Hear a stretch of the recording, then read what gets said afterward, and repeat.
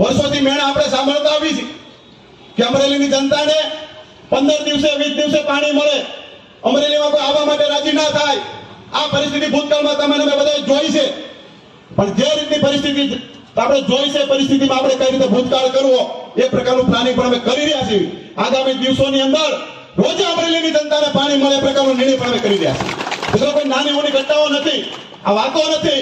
હું જે બોલે પૂરું કરે, મને સંત મુરદાસ બાપા પર પૂરો ભરોસો છે. આ સરકાર, ભારતીય જનતા પાર્ટીની સરકાર એ રીતે કામગીરી કરી રહી છે. પેલા એક સોસાયટીનો એક પ્રશ્ન બન્યો હતો, મને કાંઈ લેવા દેવાને મને કાંઈ ખબર નહીં, મારા નામે ખતરી દીધો હતો. આવું અમરેલીમાં આપણે બહુ હાલે, જેને કોઈ કઈ લેવા દેવા નથી દીધું, ભાઈ એના નામે ખતરી દીધું. પણ તો પેટમાં કોઈકને દુખાવો થતો હોય કરતા હોય, એમાં કઈ મને વાંધો નથી ને મને કઈ ફેરે પડતો નથી. અમે તો કામ કરવાવાળા છીએ. પોઝિટિવ કઈ રીતે હાલવું એ અમારી નેમ છે, નેગેટિવ જેને જે કરવું એ કરે.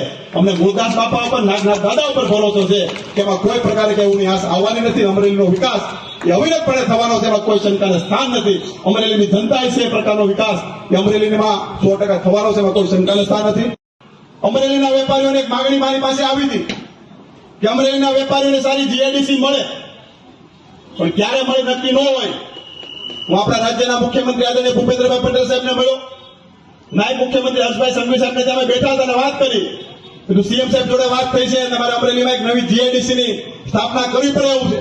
40-50 વર્ષ પહેલા અમરેલીને જીઆઈડીસી ની ભેટ મળી હશે, ત્યારબાદ અમરેલીને જીઆઈડીસી નથી મળી. હર્ષભાઈ એક પણ મિનિટનો વિલંબ કર્યા વગર એમના વિભાગના અધિકારીઓને સૂચના આપી. અઠવાડિયા પહેલા સાહેબ સર્વે પણ થઈ ગયું, થોડાક સમયની અંદર અમરેલીને ભેટ પણ જીઆઈડીસી ની મળવા થઈ.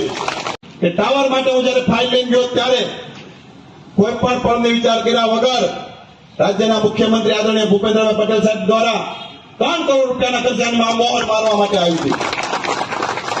મિત્રો જયારે ટાવર મંજૂર થયો ત્યારે અમુક મિત્રો સોશિયલ મીડિયાના માધ્યમથી વાત કરતા હતા, જાહેરાત થશે નહીં.